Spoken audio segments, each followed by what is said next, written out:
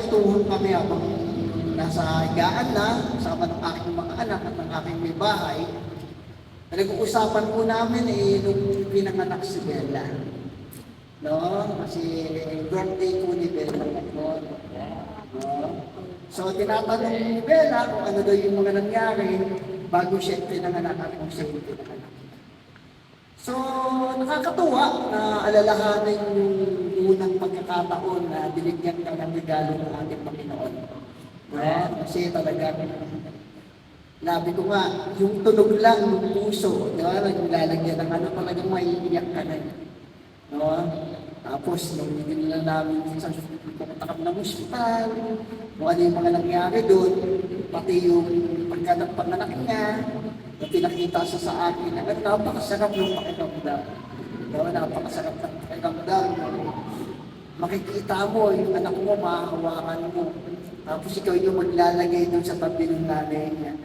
Yung nanay niya, umiyak na eh. Tapos sinabi namin sa genak ko, doon lang nila nalaman na nakapanganak na pala si Ella. Tapos sinundo na kami kinabukasan. Tapos yung genak ko, pagkasundo, umalis, may dala ng kuna, may dala ng kinumpleto na kagad yung gamit nila. Unang ako kasi si Bella. So, ayun, nakakatuwa kasi habang nakikinig yung mga kapatid niya, tapos nagdasal kami. Pagkatapos na magdasal, kumanta. Tapos niyakap ko si Lizzie. Ate, niyakap ko yung kapatid niya, pati si Sophia, naiiyak sila. Nakakatawa na maganda yung banding ng mga magkakapatid.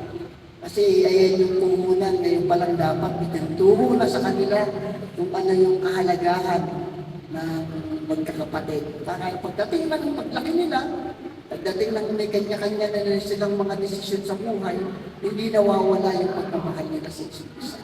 Ayun lang po, maligayang kaarawan po. Salamat Panginoon sa pagbibigay mo sa amin ng aming pangalan.